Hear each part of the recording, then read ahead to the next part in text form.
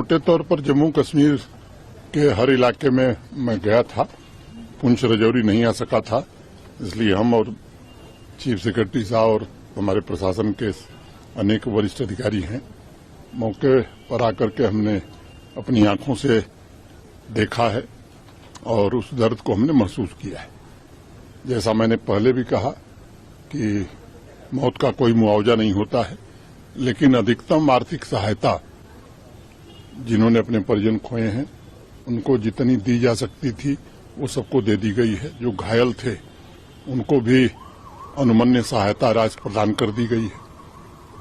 ईश्वर की कृपा से घायलों में सभी लोग ठीक हैं। मैं ईश्वर से प्रार्थना करता हूं कि वो जल्दी से स्वस्थ हो जाएं।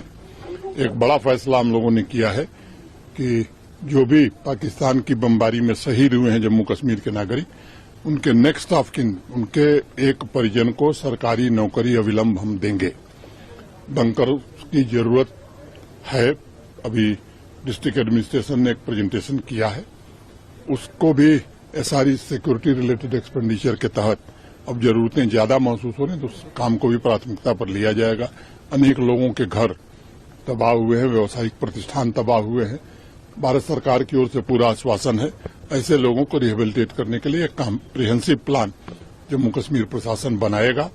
हमारे एडमिनिस्ट्रेशन के लोग अभी आइडेंटिफिकेशन का काम कर रहे हैं। एक बार वो हो जाएगा तो इस प्रक्रिया को भी जल्दी पूरा करेंगे। एडमिनिस्ट्रेशन ने बहुत अच्छा काम किया है सर। मुझे फक्र है अपने एडमिनिस्ट्रेशन पर।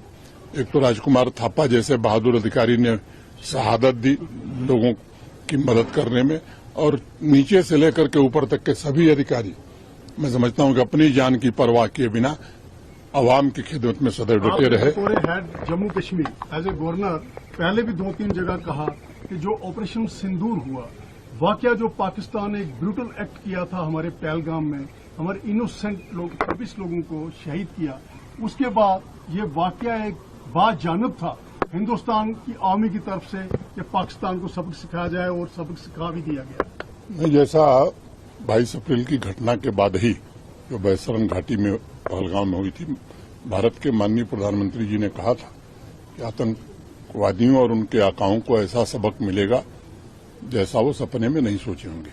पूरा देश आज गौरवान्वित महसूस कर रहा है भारतीय सेनाओं पर, जिन्होंने बड़े ही सटीक ढंग से, संवेदनशील ढंग से वहीं आक्रमण किया जहां आतंकवादी थे या उनके कैंप थे। सैकड़ों से ज्यादा आतंकवादी मारे गए।